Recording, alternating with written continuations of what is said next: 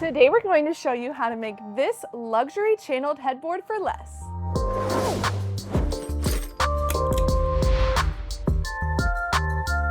Welcome back to the Sailrite workbench. Headboards can be expensive, especially if you want a quality one that lasts you a long time. While shopping for one myself, I thought, why buy one when I could make one? It may sound intimidating, but this project is beginner friendly and doesn't require any sewing. Whether your style is eclectic, modern, or traditional, this channeled headboard will fit right in. To start off, you will need plywood, upholstery foam, batting, upholstery fabric, Cushionrite spray adhesive, a staple gun, and the Sailrite blade foam saw. All products and measurements are linked in the description below. However you plan on mounting your headboard, we recommend that you attach the hardware before you start DIYing. First, lay the foam on the floor and put the plywood on top.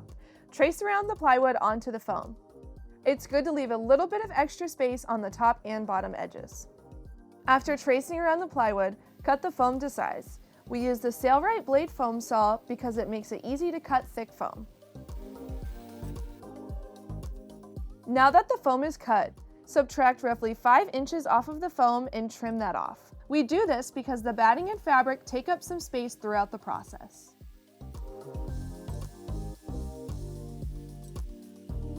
After the 5 inches is removed, divide the length of the foam by 7 and mark it. This is the number of channels we want for this headboard, which means each of our channels will be 8.5 inches wide. If your headboard is a different size than ours, your channels may be wider or narrower. You can also customize your headboard by doing more panels in smaller sizes or fewer panels in larger sizes. Now that you have marked your measurements, cut the foam into strips, each measuring 8.5 inches wide, and set those aside.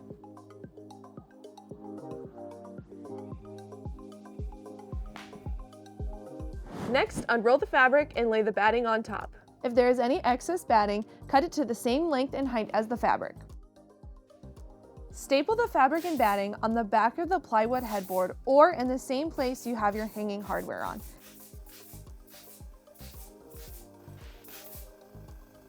Then flip the board over and roll the batting and fabric out of the way. Then take one of the foam strips and spray both the foam and the plywood board with the Cushionrite spray adhesive. After letting the adhesive get tacky, align it with the fabric at the end of the board and press it against the board. Once the foam is glued on, flip the fabric and batting over the foam. Next, we are going to staple.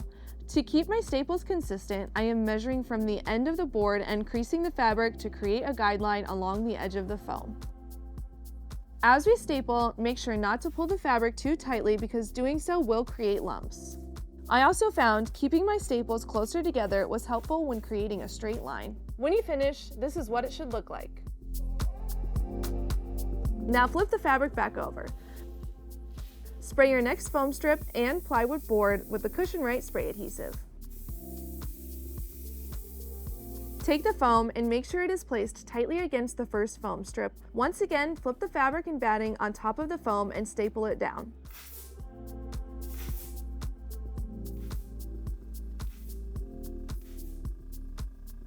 Repeat this process until you have only one panel of foam left.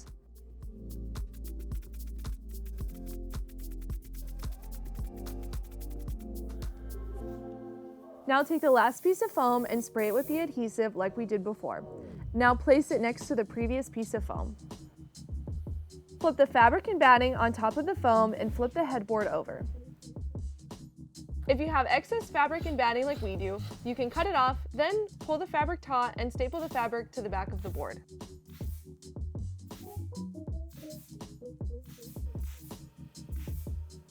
Now we're going to work on stapling our batting and our fabric to the top and the bottom of our headboard. For now, we're going to skip the corners. I will demonstrate using the first panel, but we will use this technique for the rest of the panels as well. First, using scissors, slit the batting and fabric on each side of the panel. Next, cut only the batting off the ends of each panel. It should look like you're cutting out a small rectangle.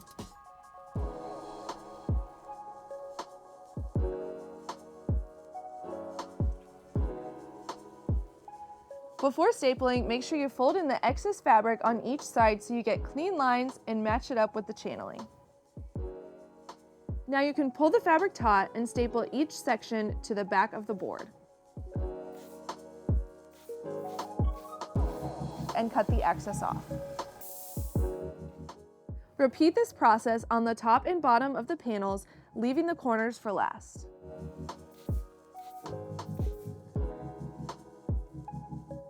Both the top and the bottom should look something like this. Now that both the top and the bottom are both stapled, we're gonna move on to the corners, and I'm gonna show you two different techniques.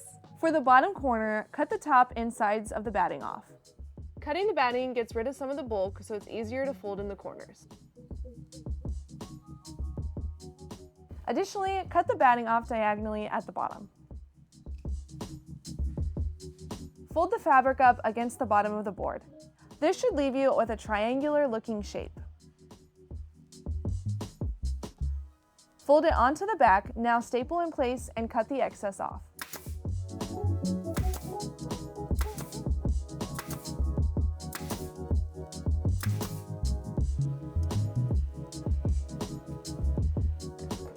For the top corners, cut the top and sides of the batting off and cut the batting off diagonally. Again, this just helps get rid of some of the bulk so it's easier to fold.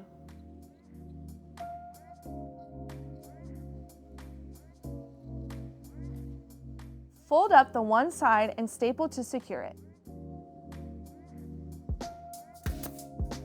Now take the excess fabric, once again it should be shaped like a triangle, and fold it down along the sides.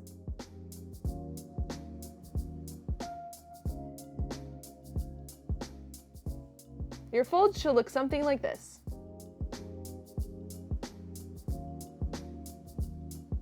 Now staple to secure and cut the excess off. We use this technique for the top of the board because it will collect less dust over time. Finally, you have a quality luxury headboard for less than retail prices. Follow us and tag us on social media if you decide to make one yourself. We linked all the tools and materials in the description below. Make sure you like and subscribe and hit that bell notification so you never miss out. Thanks for watching, and we'll catch you next time.